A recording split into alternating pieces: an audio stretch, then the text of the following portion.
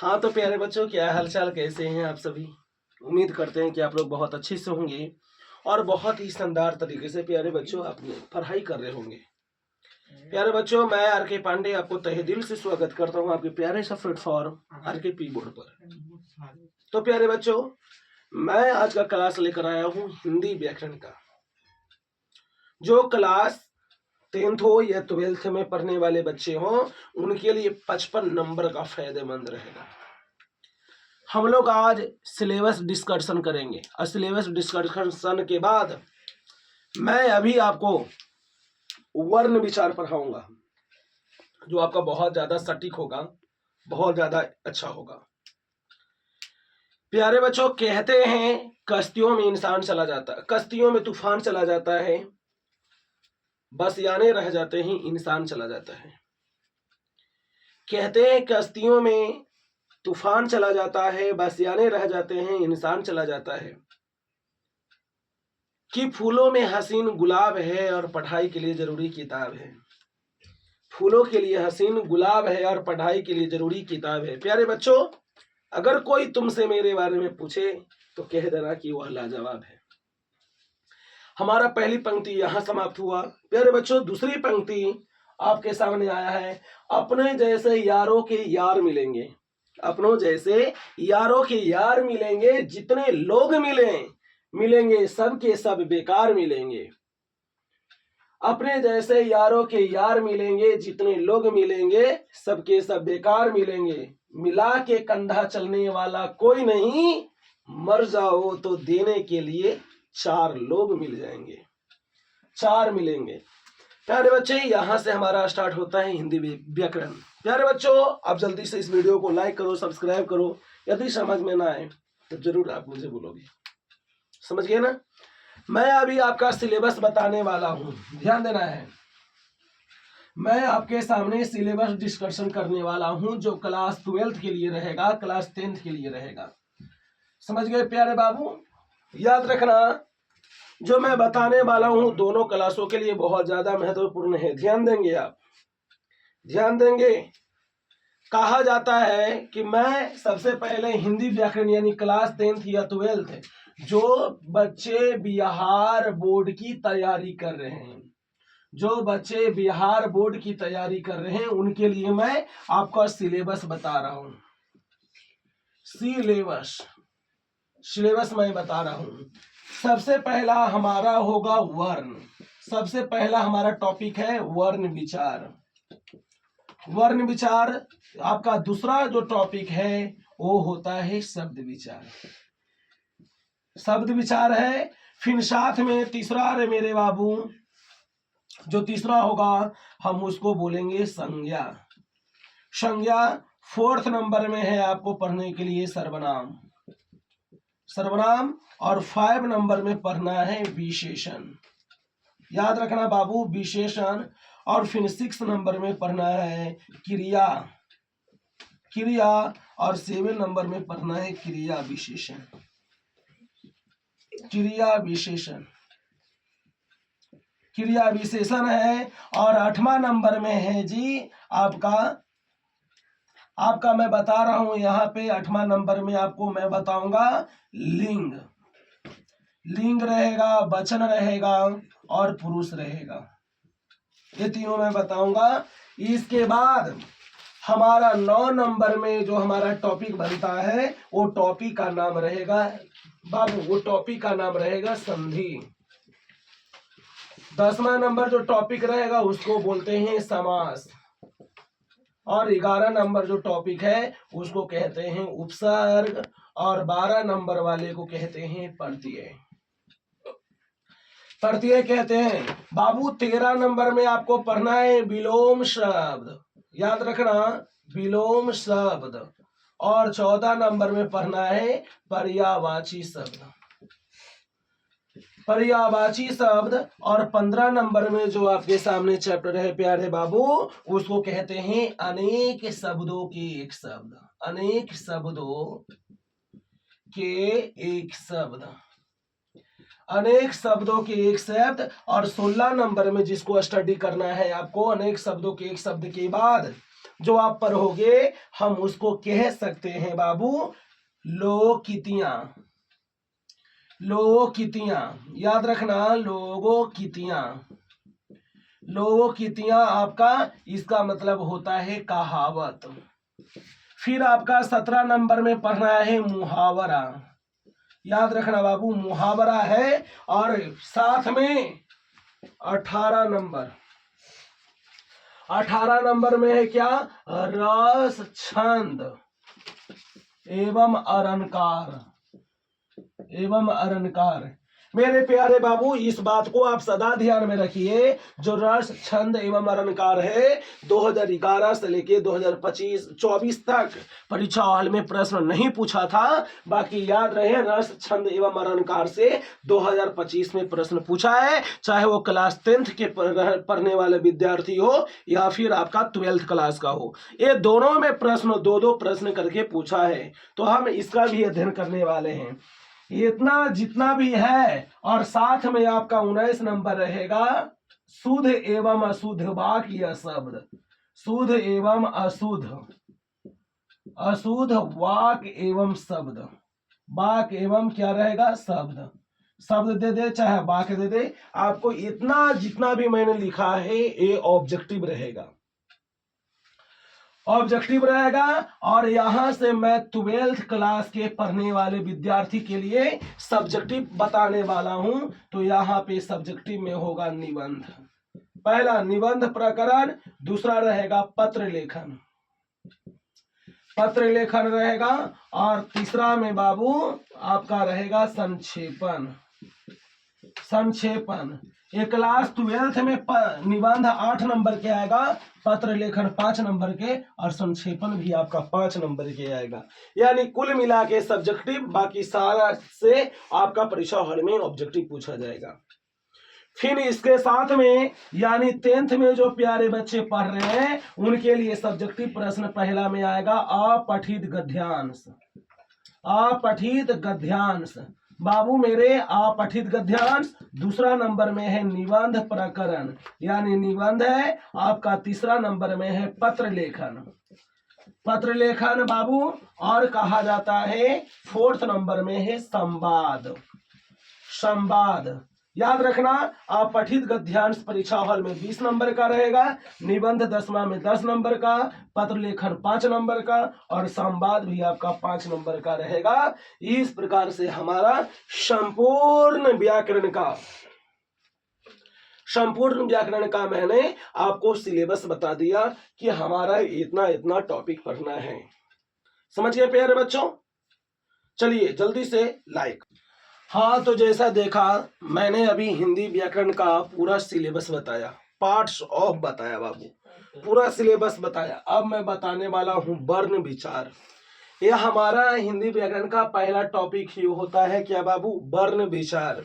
ये वर्ण विचार बहुत ज्यादा इजी है, समझ में आया? सबसे पहला कहता है रे बाबू, यानी वर्ण का मतलब होता है अक्षर। सबसे पहला होता है कि वर्ण का मतलब होता है अक्षर, और विचार का मतलब अपनी भाषा के अनुसार, अपनी भाषा के अनुसार आदान प्रदान करना।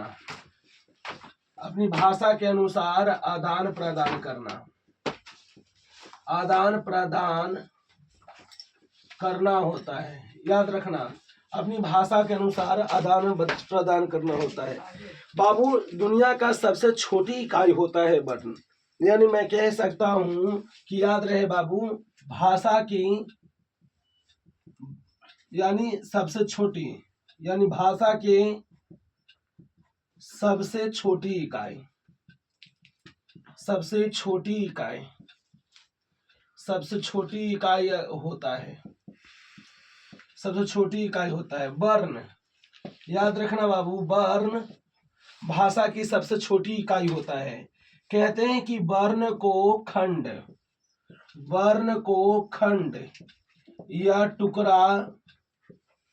टुकड़ा नहीं कर सकते हैं, नहीं कर सकते हैं, वर्ण को खंड नहीं कर सकते हैं। याद रखना बाबू, वर्ण एक प्रकार के ध्वनि है, ध्वनि है, ध्वनि। ध्वनि है। मैंने क्या कहा अरे बाबू कि वर्ण दुनिया का सबसे स्मॉल यूनिट है, यानी सबसे छोटी इकाई है, और वर्ण को खंड या टुकड़ा हम लोग नहीं कर सकते हैं। वर्ण एक प्रकार की ध्वनि है, यानी साउंड है। समझ गए ना बाबू? जैसे देखो ये मार्कर से मैं इस बोर्ड पे इस प्रकार से आवाज लगाया, तो बताओ कुछ तो आवाज हुआ, कुछ तो ध्वनि हुआ। इस ध्वनि को लिखा नहीं जा सकता है बाबू। वर्ण दुनिया का सबसे छोटी इकाई है, इसको हम तोड़ नहीं सकते हैं, विभाजित नहीं कर सकते हैं, आधा नहीं कर सकते हैं। समझ गए? जब वर्ण की परिभाषा बनाना हो तब तुम बोल सकते हो कि वर्ण उस मूल ध्वनि को कहते हैं जिसका खंड या टुकड़ा नहीं होता है, जिसका खंड या टुकड़ा नहीं होता है। अगर बाबू जैसे की बात किया जाए एग्जाम्पल की, तो यहाँ आ ई डॉट डॉट या आधा का आधा ख आधा का डॉट डॉट, इस प्रकार से चला जाता है। तो बाबू वर्ण इतना होता है कि वर्ण का एग्जाम्पल ऐसे बाबू यहाँ पे देख रहे हो ना, ये का में ऐसा लगा हुआ है मैंने जैसा, इसको कहते हैं हलंत। क्या कहते हैं बाबू? हलंत कहते हैं। जब किसी वर्ण में हलंत लग जाता है तो वह वर्ण बिल्कुल आधा होता है। इस बात को आप याद रखिएगा, जब कोई वर्ण में हलंत लग जाता है तो वह वर्ण बिल्कुल क्या होता है? तो जी गुरुदेव, आधा होता है। बोलो यहां तक समझ में आया कि नहीं आया? वर्ण क्या है? तो वर्ण उस मूल ध्वनि को कहते हैं जिसका खंड या टुकड़ा नहीं किया जाता है, वो आपका क्या कहलाएगा? वर्ण कहलाएगा। समझ गए बाबू? अब यहाँ पे कहा जाता है कि वर्ण की यदि कुल संख्या पूछेगा, वर्ण की कुल संख्या, बाबू याद रखना, वर्ण की अगर कुल संख्या पूछेगा तो कितना होता है? तो जी गुरुदेव 48 होता है। बाकी बाबू यदि उच्चारण के दृष्टि से, उच्चारण के आधार पर, उच्चारण के आधार पर वर्ण की कुल संख्या, वर्ण की कुल संख्या यदि पूछेगा आपसे तो कितना होता है? 52 होता है जी। याद रखना, वर्ण की कुल संख्या कहेगा तो 48, और उच्चारण के आधार पर यदि वर्ण की कुल संख्या कहता है तो वह आपका 52 होता है। इस बात को आप सदा सदा के लिए याद रखिएगा। समझ में आया? अब यहां से हमारा वर्ण का प्रकार चलता है बाबू। वर्ण का प्रकार यानी जो वर्ण है, इस वर्ण के प्रकार, तो मेरे भाई वर्ण जो होता है वो दो प्रकार के होता है। पहला को कहते हैं स्वर वर्ण, पहला को स्वर वर्ण और दूसरा को कहते हैं व्यंजन वर्ण। पहला को स्वर वर्ण कहते हैं और दूसरा को क्या कहते हैं? तो व्यंजन वर्ण कहते हैं। इस बात को भी आप याद रखिएगा। समझ गया ना? बहुत अच्छे से मैं आपको समझा रहा हूं। प्यारे बच्चे याद रखेंगे इस बात को, जरा ध्यान देंगे। कहते हैं अपने जैसे यारों की यार मिलेंगे, अपने जैसे यारों के यार मिलेंगे, जितने लोग मिलेंगे सब बेकार मिलेंगे। बाबू अपने जैसे यारों के यार मिलेंगे, जितने लोग मिलेंगे सब बेकार मिलेंगे। बाबू मिला के कंधा चलने वाला इस दुनिया में कोई नहीं। अगर मर जाओगे तो यही कंधा देने के लिए 4 मिलेंगे, कोई भी मिल जाएगा। बाकी जिंदा में कोई तुम्हारे साथ नहीं रहने वाला है, इसलिए अकेला है, इसलिए मेहनत करो। बाबू अगर आपकी खिचड़ी पक रही है आपकी नाकामी की, तो आप अंदर से हिम्मत लाओ, मेहनत करो और खीर बंटवा दो अपनी कामयाबी की। प्यारे बच्चों, मैं जितने भी पढ़ा रहा हूँ ये बिहार बोर्ड के द्वारा पढ़ा रहा हूँ, ताकि आपके परीक्षा हॉल से डायरेक्ट मैच करेगा। प्यारे मेरे लाल, मैं इतना भी अमीर न हूं कि मैं सभी टीचर जैसा डिजिटल बोर्ड लेकर मैं पढ़ाऊं। मैं एक निर्धन परिवार से बिलोंग करता हूं और मैं अपनी ज्ञान का प्रकाश मैं इसी डिजिटल बोर्ड के माध्यम से चलता हूं। यदि आपका इसमें योगदान रहा तो प्यारे बच्चे एक दिन में जरूर डिजिटल बोर्ड यहीं पर ही लगाएंगे और यहां से ही वीडियो बनाएंगे। समझ गए प्यारे बच्चे? केवल खाली आपसे हाथ जोड़कर नम्र निवेदन है कि केवल थोड़ा सा सपोर्ट आप करते रहिए। तो अभी आपने देखा क्या कि वर्ण जो होता है वो 2 प्रकार के होता है, पहला स्वर वर्ण और दूसरा व्यंजन वर्ण। अब हम लोग देखेंगे कौन वर्ण बाबू? तो स्वर वर्ण देखेंगे। स्वर वर्ण आप केवल खाली ध्यान से देख लीजिए, दम मजा मजा है। समझ गए बाबू? दम मजे मजे है, केवल आप खाली ध्यान से समझिए, बहुत इजी है। अपने दोस्तों के पास में इस वीडियो को शेयर जरूर करिए बाबू, इस वीडियो को शेयर अवश्य करें, पहला हमारा रिक्वेस्ट। दूसरा रिक्वेस्ट है कि इस वीडियो को आप लाइक जरूर करें। तीसरा वीडियो कि यदि मैं पढ़ा रहा हूं तो आपको कैसा लग रहा है, ये आप जरूर कमेंट करेंगे, कमेंट जरूर आप करेंगे, कमेंट करना कभी ना भूले प्यारे बच्चों, ठीक है? तो जो मैं बताने वाला हूं वह हमारा स्वर वर्ण है। हमारा नया टॉपिक क्या है बाबू? स्वर वर्ण, जो बहुत इजी है, बहुत शानदार है। समझ गए ना बाबू? इस बात को याद रखेंगे। पहला है हमारा स्वर वर्ण। स्वर वर्ण बाबू कहता है कि स्वर वर्ण आपस में स्वतंत्र होता है। स्वर वर्ण आपस में स्वतंत्र होता है, यानी आजादी होता है। स्वर वर्ण अपने आप में आजाद रहता है, इस बात को आप याद रखिएगा, आजाद रहता है स्वर वर्ण, इस बात को ध्यान देंगे। इसलिए कहता है कि स्वर वर्ण को यदि उच्चारण किया जाता है तो इसमें किसी भी वर्ण की सहायता ना ली जाती है। प्यारे बच्चों, मैं कह सकता हूं कि वैसा वर्ण जिसके उच्चारण में किसी दूसरे वर्ण की सहायता ना ली जाती है। तो मैं लिख रहा हूं कि आपके सामने, वैसा वर्ण जिसके उच्चारण में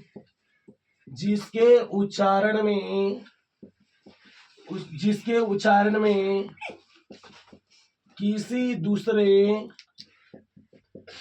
दूसरे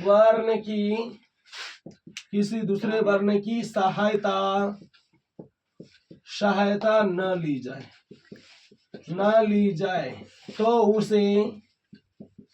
उसे स्वर वर्ण कहते हैं। स्वर वर्ण कहते हैं। दूसरे वर्ण की सहायता ना ली जाए तो हम उसे क्या कहते हैं प्यारे बच्चों? तो प्यारे बच्चों, मैं उसे स्वर वर्ण कहता हूं, ठीक है? यदि मैं इसकी एग्जाम्पल की बात करूं बाबू, तो इसका एग्जाम्पल होगा क्या? आ ई डॉट डॉट, इस प्रकार से हमारा इत्यादि हो जाएगा। समझ गए? ये हमारा एग्जाम्पल होता है। यदि आपसे कोई कहे कि स्वर वर्ण की संख्या, स्वर वर्ण की क्या पूछेगा? तो संख्या पूछेगा। तो जी गुरुदेव, इसकी संख्या 11 होता है। कितना होता है जी? तो 11 होता है। समझ में आया? अब 11 में कौन कौन होता है, अगर ये आप देखना चाहते हो तो एग्जाम्पल में मैं लिख सकता हूं आ ई बाबू, हर्षऊ, दीर्घऊ, ए ओ एवं ओ, ये हमारे 11 संख्या है। समझ गए बाबू? अब ध्यान दिया जाए, कहा जाता है कि हमारे बीच में जो स्वर वर्ण होता है, स्वर वर्ण जो होता है प्यारे बाबू, यानी स्वर वर्ण जो होता है, स्वर वर्ण 2 प्रकार के होते हैं। याद रखना, स्वर वर्ण के प्रकार यदि पूछेगा तो आप बताइएगा कितना? 2 बताइएगा। इसमें से पहला है मूल स्वर है, और दूसरा का नाम है संयुक्त स्वर। दूसरा है मूल स्वर और दूसरा है संयुक्त स्वर। बाबू, जो मूल स्वर होता है इसमें आ ई आएगा, ठीक है ना बाबू? और कहते हैं क्या? उ ए भी आएगा और ओ भी आएगा। ये सभी को हम लोग कहते हैं क्या? मूल स्वर कहते हैं।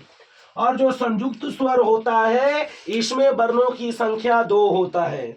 कितने बाबू? 2 वर्ण इसमें शामिल होता है। कौन कौन? तो पहला का नाम है ए और दूसरा का नाम है ओ। बाबू, ए जो होगा वो आ प्लस ए के मिल से बनेगा, और जो ओ होगा वो आ प्लस ओ के मिल से बनेगा। इसको कहते हैं संयुक्त वर्ण। आपको खूब अच्छा से समझ में आ रहा होगा प्यारे मेरे बाबू, है कि नहीं? समझ गए? ये हमारा हुआ। तो जो कहता है, इसके बाद हमारा जो प्रश्न बनता है, हमारा प्रश्न बहुत ही शानदार, बहुत ही अब लाजवाब होगा। याद रखना, इस बात को आप सदा ध्यान देंगे। समझ गए बाबू? क्या हुआ?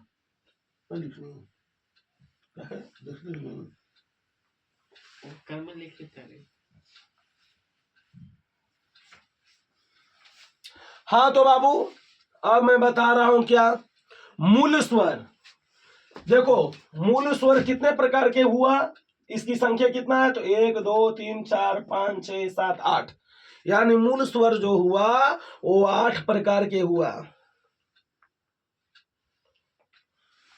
8, इसमें एक वाव आएगा री, यानी कुल मिला के 9 गो हो जाएगा। समझ में आया? और संयुक्त स्वर 2 प्रकार के होता है। तो मैं अब बात कर रहा हूं किसका, मूल स्वर का। यानी कहते हैं क्या कि मूल स्वर के प्रकार। मूल स्वर के यदि आपसे प्रकार की बात किया जाए तो जो मूल स्वर होता है मेरे भाई, वो कितने प्रकार के, तो 2 प्रकार के होते हैं। पहला को कहते हैं बाबू ह्रस्व स्वर। पहला को कहते हैं ह्रस्व स्वर। पहला को ह्रस्व स्वर कहते हैं। बोलेंगे क्या कि वैसा वर्ण जिसके उच्चारण में एक मात्रा, क्या कहेंगे बाबू, एक मात्रा, यानी कम समय लगता है,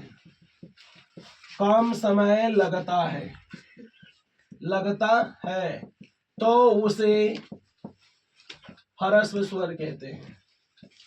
ह्रस्व स्वर कहते हैं बाबू, ह्रस्व स्वर कहते हैं। यदि इसकी एग्जाम्पल की बात किया जाए, मेरे भाई, तो यहां पे होगा क्या, अ ई उ, ठीक है ना, आ ई उ, और फिर साथ में होगा ए भी होगा, ए, और क्या होगा, ओ होगा और री होगा। ये सबके सबको हम बोलते हैं कौन स्वर, ह्रस्व स्वर। बाकी अब हमारे पास है दूसरा दीर्घ स्वर। लिखेंगे क्या दीर्घ स्वर में, वैसा स्वर जिसके उच्चारण में दो मात्रा या दुगुना समय लगे। दुगुना क्या लगे बाबू, समय लगे। दुगुना समय लगे तो उसे दीर्घ स्वर कहते हैं। जैसे में यदि आपकी एग्जाम्पल की बात होगा तो हम लिखेंगे क्या, आ, फिर क्या लिखेंगे, ई, फिर क्या लिखेंगे, ऊ। समझ में आया? फिर लिखेंगे ए, फिर क्या लिखेंगे, ओ। ये हमारा जो है, ये सबके सब हमारा क्या कहलाएगा, दीर्घ स्वर कहलाएगा। कौन स्वर कहलाएगा बाबू, दीर्घ स्वर कहलाएगा। इस बात को आप सदा सदा के लिए याद रखिएगा। समझ में आया? बंद कर। हाँ, जैसा आपने देखा कि पूरा स्वर वर्ण मैंने आपको बता दिया। अब हमारा देखना है कि बाबू मूल स्वर होता है जो 2 प्रकार के, ह्रस्व स्वर और दीर्घ स्वर। बाकी उच्चारण के आधार पे यदि आपसे पूछेगा कि उच्चारण के आधार पर यदि स्वर वर्ण के प्रकार पूछे, स्वर वर्ण के क्या पूछे बाबू, प्रकार पूछे, तो इसका 3 प्रकार होता है। पहला को कहते हैं ह्रस्व स्वर। दूसरा को बोलते हैं दीर्घ स्वर। और तीसरा को बोलते हैं प्लुत स्वर। प्लुत स्वर यानी ये पूरा स्वर वर्ण आपका समाप्त होता है। प्यारे बच्चों, इस बात को याद रखिएगा कि इसमें एक अन आता है, अन, और एक अह आता है। ये दोनों को बोलते हैं अयोगवाह वर्ण। अयोगवाह वर्ण कहते हैं, समझ गए। और ये अयोगवाह वर्णों की संख्या कितना होता है? 2 होता है। 2 होता है जी। अभी आपने देखा। अब मैं पढ़ने वाला हूं व्यंजन वर्ण, समझ गए ना। अब मैं पढ़ने वाला हूं कौन वर्ण? तो प्यारे बच्चों, व्यंजन वर्ण। याद रखना, मैं अब पढ़ने वाला हूं व्यंजन वर्ण। याद रखना, हमारा हेडिंग होता है दूसरा वर्ण में व्यंजन वर्ण। व्यंजन वर्ण।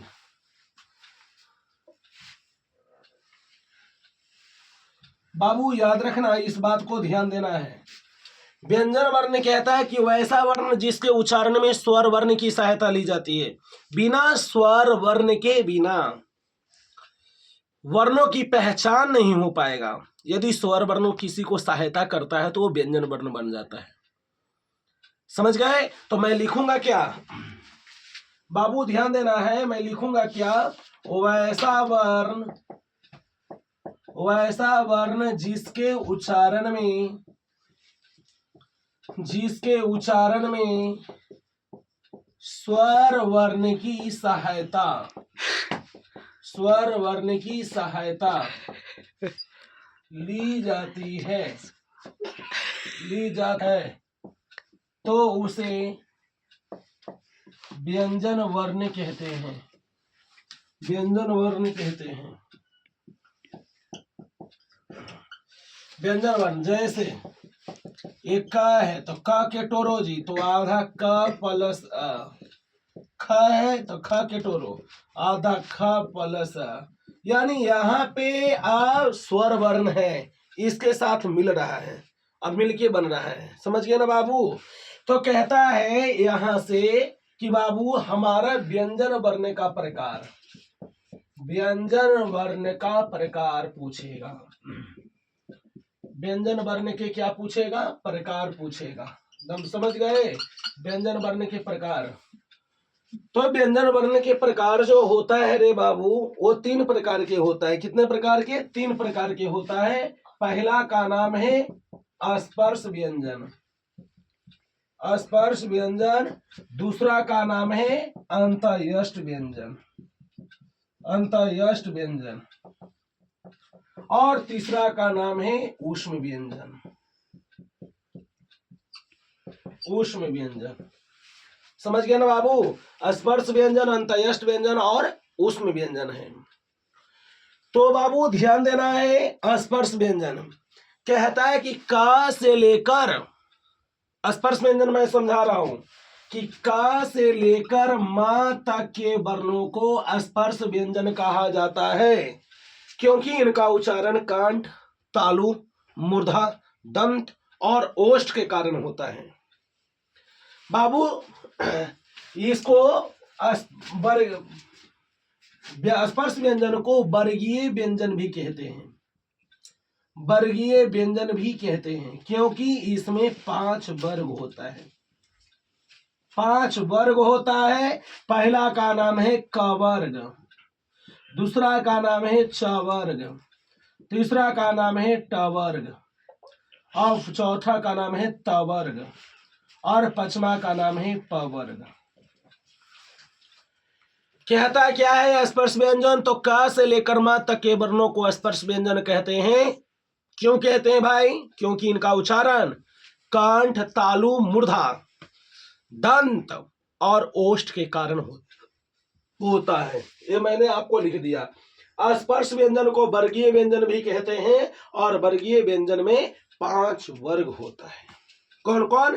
तो क वर्ग, च वर्ग, त वर्ग, त वर्ग, प वर्ग।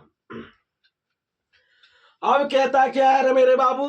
तो कहता है कि अंतःयष्ट व्यंजन में य से लेकर व तक या से लेकर व तक के वर्णों को अंतयष्ट व्यंजन कहते हैं, क्योंकि इनका उच्चारण घर्षण के द्वारा, सॉरी, इनका उच्चारण मुख के अंदर से होता है।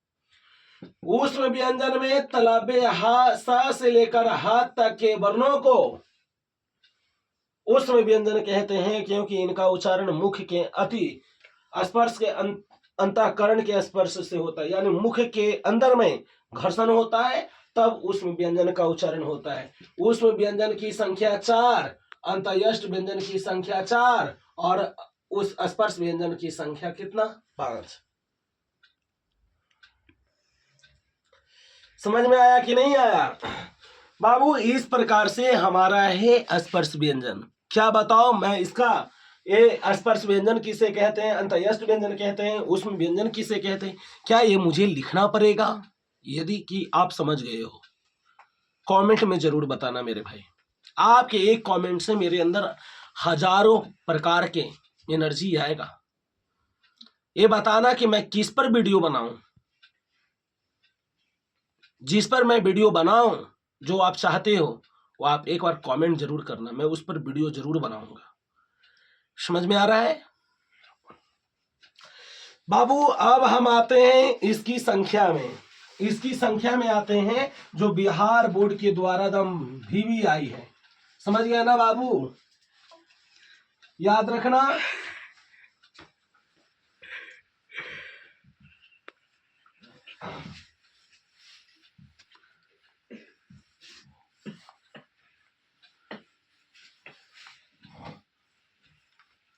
एक बार जल्दी से बताना कि जो मैं लिख रहा हूं वो वीडियो में दिखता है?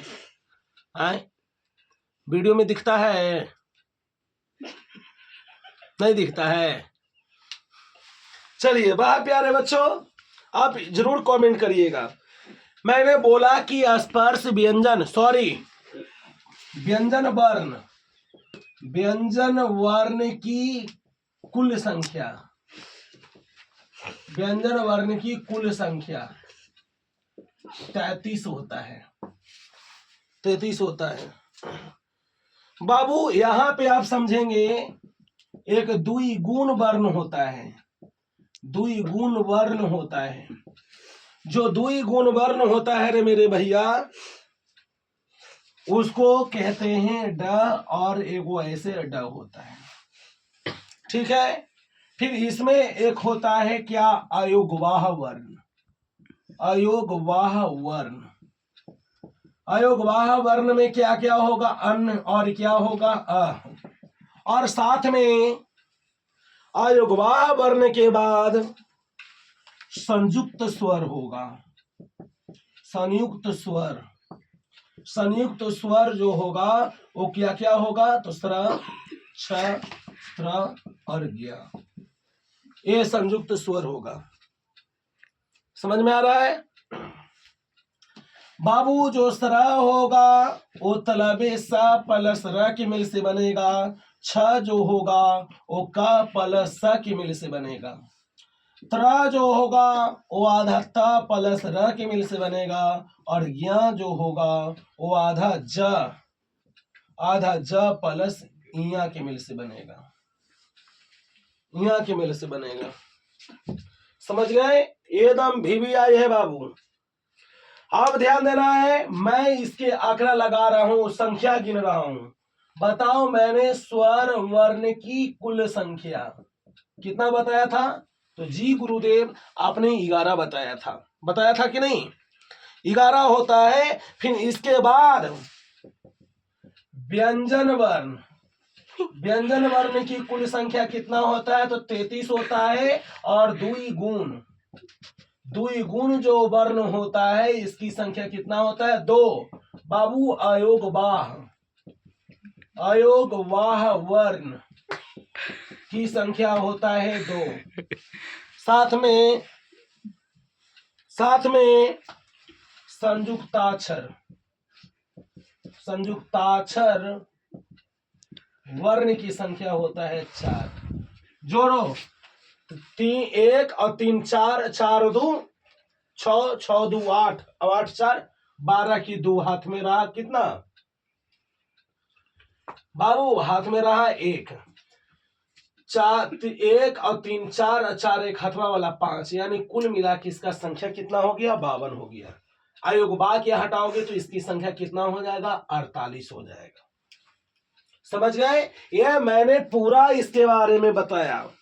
अब हमारा जो प्रश्न बनता है वो प्रश्न बहुत ही इजी है, बहुत ही लाजवाब है, जिसको हम लोग बोलते हैं उच्चारण स्थान।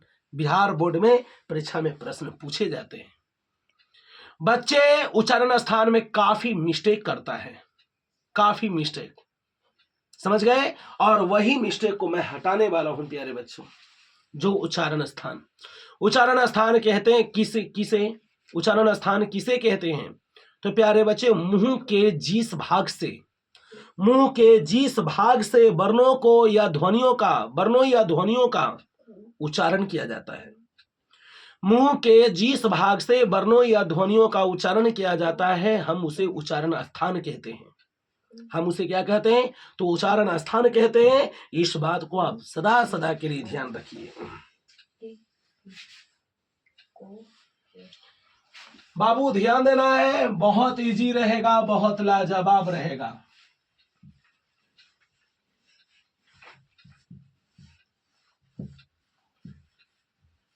यदि आपको कोई दिक्कत लगे मेरे भाई, तो आप जरूर कमेंट करना, बताना जरूर कमेंट में।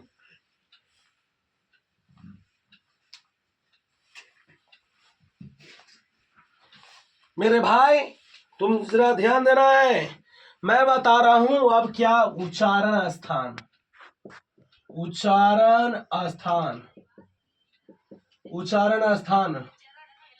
कि उच्चारण स्थान किसे कहते हैं? तो कहते हैं मुंह के जिस भाग से वर्णों या ध्वनियों, मुंह के जिस भाग से वर्णों या ध्वनियों का उच्चारण किया जाता है,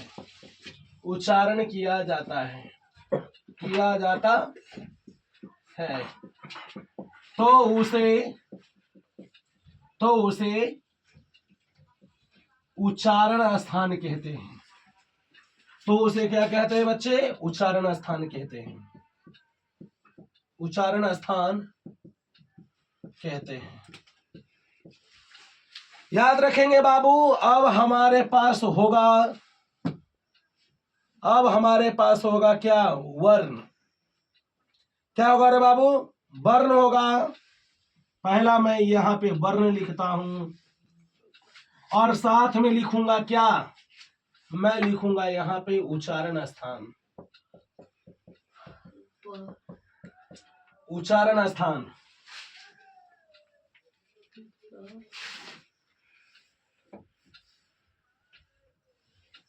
यहां पे मैं लिख रहा हूं बाबू उच्चारण स्थान। पहला जो वर्ण होगा रे बाबू,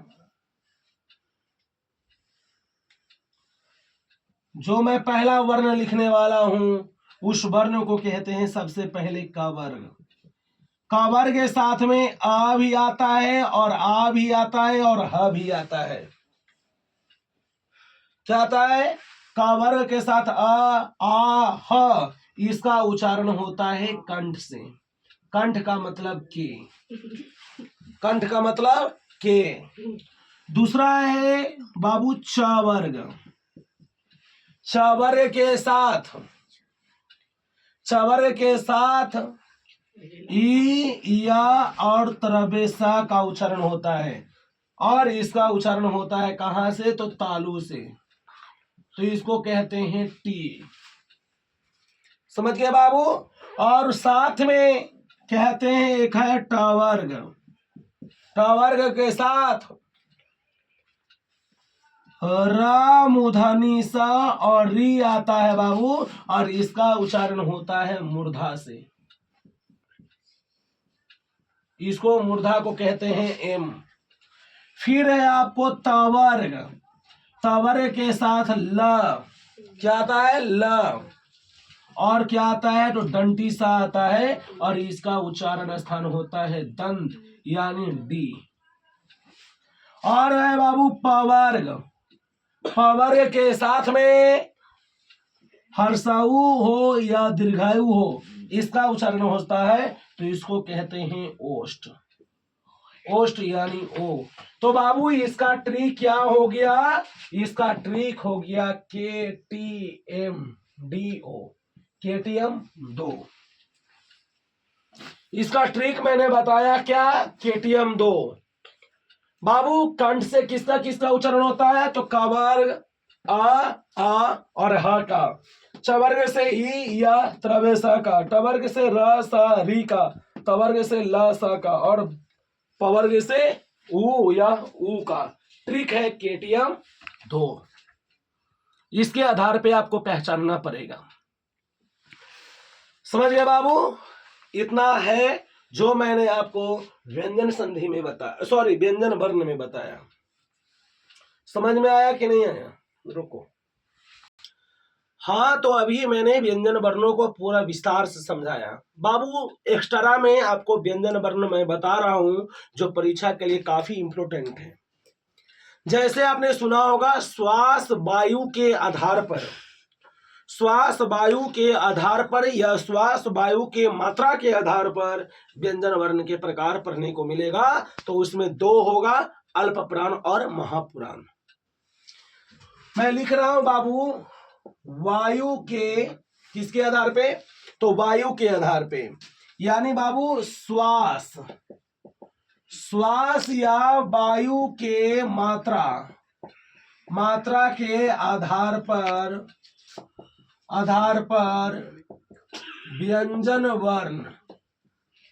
व्यंजन वर्ण दो प्रकार के होते हैं। दो प्रकार के होते हैं बाबू, ध्यान देना है। जो पहला है उसका नाम है अल्प प्राण। अल्प प्राण नाम सुना होगा अल्प प्राण का। अल्प प्राण कहता है उच्चारण में कम वायु लगे। यदि कोई वर्ण का यदि उच्चारण कर रहे हो, उच्चारण करने में कम वायु लगे, कम वायु लगे। क्या लगे बाबू? कम वायु लगे या निकलता हो, कम वायु निकलता हो। जैसे याद रखना बाबू, इसमें होगा अंतयष्ट व्यंजन। दूसरा होगा क्या? अल्प प्राण के साथ में प्रत्येक वर्ग का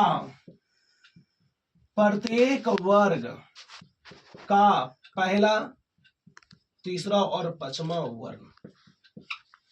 प्रत्येक वर्ग का पहला, तीसरा और पांचवा वर्ण, ये अल्प प्राण है। जैसे बाबू अंतयष्ट व्यंजन में य र ल व, यह अल्प प्राण है। और प्रत्येक वर्ण, जैसे बाबू कवर्ग में कवर्ग, चवर्ग, तवर्ग और पवर्ग, ये है। तो प्रत्येक का पहला, तीसरा, पांचवा वर्ण। कवर्ग का तीसरा वर्ण क्या होगा? पहला वर्ण क, तीसरा वर्ण ग और पांचवा वर्ण अंगा। चवर्ग में च, ज और इया। तवर्ग में त बाबू। फिर इसमें क्या होगा इसका बताओ जल्दी से? ड और टवर्ग गिना। फिर इसमें क्या होगा? त, द और न। और इसमें होगा प, व और म। ये सबके सब अल्प प्राण है। कौन प्राण है बाबू? अल्प प्राण है। और कहता क्या है? इसके बाद दूसरा में पढ़ना है महाप्राण। दूसरा में पढ़ना है महाप्राण। महाप्राण कहता है कि उच्चारण में अधिक वायु निकलता हो। याद रखना, इसमें अधिक वायु निकलता है। बाबू इसका एग्जाम्पल होगा पहला में ऊष्म व्यंजन, ऊष्म व्यंजन, ऊष्म व्यंजन होगा, और साथ में बाबू दूसरा प्रत्येक वर्ग का, प्रत्येक वर्ग का दूसरा और चौथा वर्ण, दूसरा और चौथा वर्ण, ये आपका होगा महाप्राण। प्रत्येक वर्ग का पहला तीसरा पांचवा वर्ण की यदि बात होगा तो अल्प प्राण, यदि अंतयष्ट व्यंजन की बात होगा कि कौन वर्ण तो अल्प प्राण, और यदि ऊष्म व्यंजन की बात हो तो महाप्राण, और किसी भी वर्ग का दूसरा और चौथा वर्ण हो तो वो भी महाप्राण होता है। समझ में आया?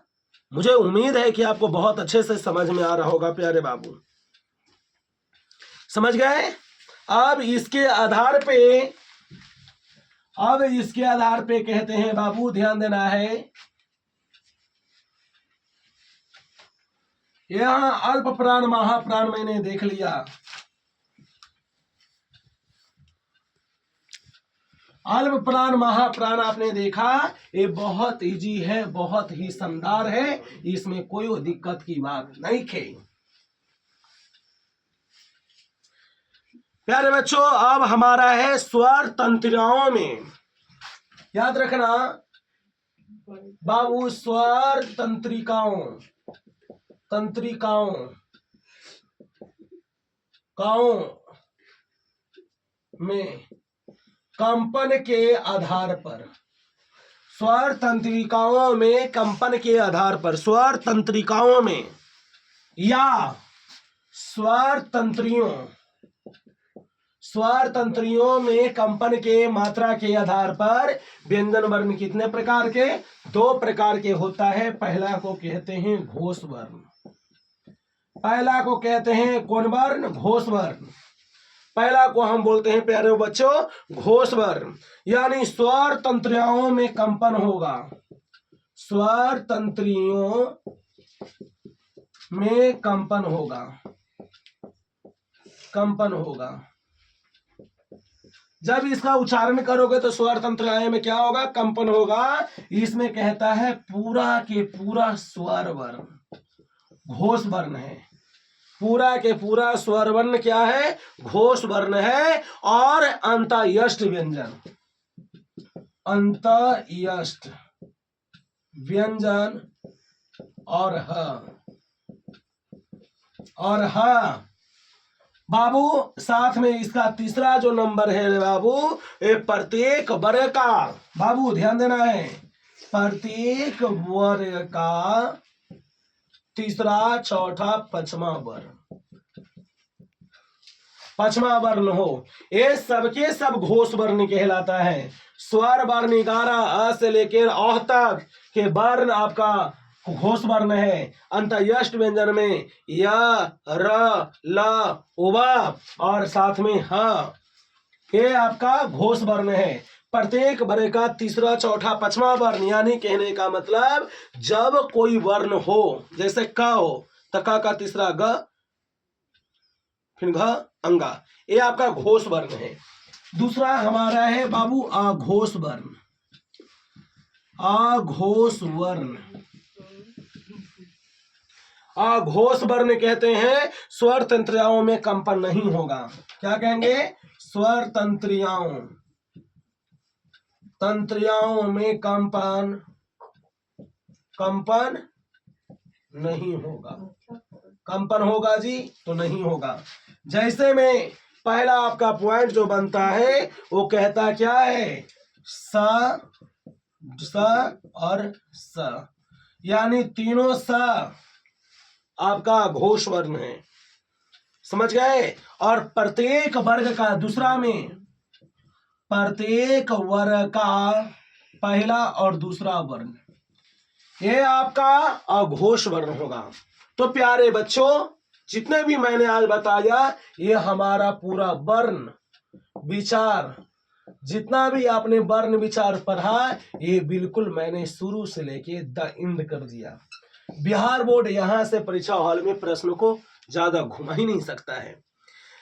समझ गए प्यारे बच्चों? तो वीडियो कैसे लगा? यदि शानदार लगा प्यारे बच्चों तो एक लाइक कमेंट जरूर करिए और अपने दोस्तों के पास में इसको जरूर भेजिए। इससे कंपटीशन में काफी प्रश्न बनते हैं प्यारे बच्चों। तो मैं आज का वीडियो अब यहीं तक समाप्त करता हूं। अगला कमेंट्स का मुझे इंतजार रहेगा कि कमेंट्स में तुम्हें कौन सा वीडियो चाहिए, इसके लिए जरूर बोलेगा। जय हिंद प्यारे बच्चों, शुभ रात्रि।